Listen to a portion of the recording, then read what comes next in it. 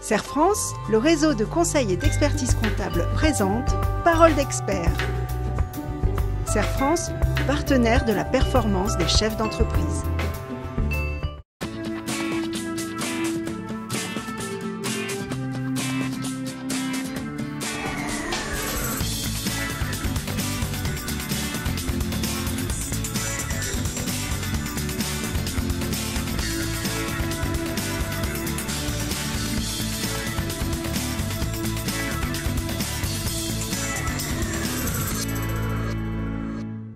Bonjour à tous, bonjour Christophe. Bonjour Bénédicte. La loi dite El Khomri relative au travail est entrée en vigueur le 10 août 2016. Cependant, la prise d'effet de certaines de ces dispositions est fixée à une date ultérieure ou subordonnée à la publication de décrets. Cette loi apporte d'importantes et nombreuses modifications au droit du travail. Nous vous proposons un focus sur quelques mesures phares.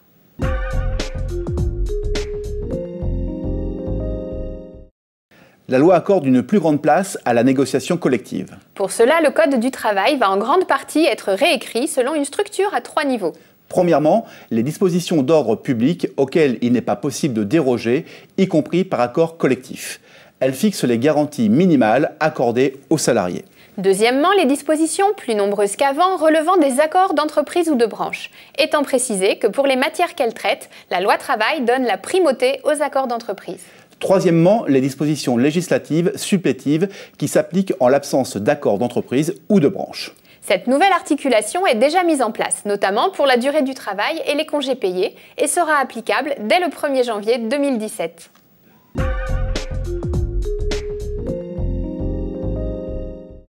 Comme avant, la durée maximale de travail sur une même semaine est fixée à 48 heures. Et la durée moyenne calculée sur une période quelconque de 12 semaines consécutives est limitée à 44 heures. Mais cette durée peut désormais être portée à 46 heures par accord d'établissement, d'entreprise ou de branche, sans obligation de validation par décret. Il est également possible de la porter à 46 heures en l'absence d'accord collectif, après avis des institutions représentatives du personnel et accord de l'inspection du travail. Concernant les heures supplémentaires, jusqu'ici, elles se décomptent du lundi à 0 heure au dimanche à 24 heures. Un accord collectif peut déroger à ce découpage, par exemple avec un décompte à compter du mardi. Leur taux de majoration est fixé par un accord d'entreprise, d'établissement ou à défaut par accord de branche. L'accord d'entreprise ou d'établissement peut déroger au taux fixé par la branche, ce qui n'était pas le cas auparavant, sans toutefois être inférieur à 10%. À défaut d'accord, c'est le taux légal de majoration qui s'applique, 25% pour les 8 premières heures, 50% au-delà.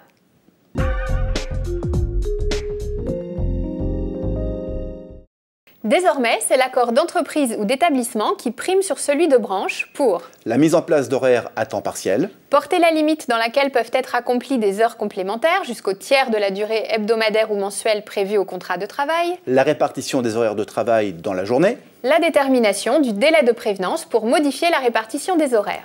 Mais un accord de branche étendu est toujours nécessaire pour fixer la durée minimale hebdomadaire de travail si elle est inférieure à la durée légale de 24 heures, fixer le taux de majoration des heures complémentaires et augmenter temporairement la durée du travail par avenant au contrat.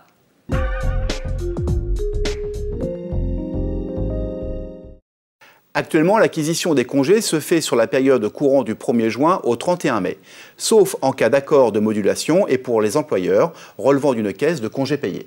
Désormais, une autre période de référence peut être prévue par accord d'entreprise ou d'établissement ou, à défaut, par un accord de branche. Dorénavant, les congés peuvent être pris dès l'embauche et non plus dès l'ouverture des droits. Un accord d'entreprise, d'établissement ou, à défaut, un accord de branche peut fixer la période de prise des congés qui comprend, dans tous les cas, la période du 1er mai au 31 octobre de chaque année, l'ordre des départs en congé pendant cette période, le délai à respecter qui pourra désormais être inférieur à 1 mois si l'employeur veut modifier l'ordre et la date des départs.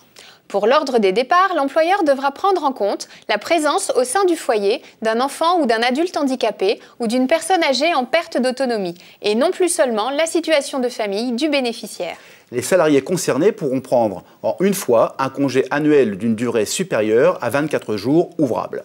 Enfin, l'indemnité de congé payé est désormais due, même en cas de licenciement pour faute lourde.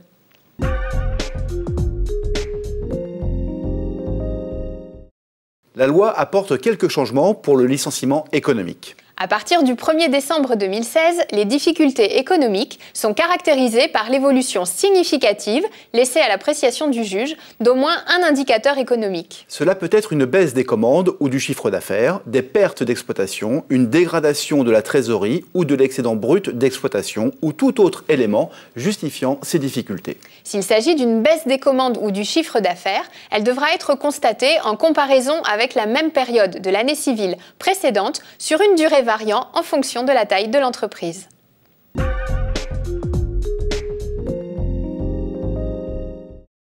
Ce focus sur quelques mesures phares de la loi dite El Khomri illustre l'ampleur et la complexité des changements mis en place. Alors si vous n'avez pas tout retenu de ces changements, nous vous invitons à voir et revoir cette chronique sur Internet ou plus simplement à vous rapprocher d'un conseiller d'entreprise. Rendez-vous le mois prochain pour de nouvelles paroles d'experts.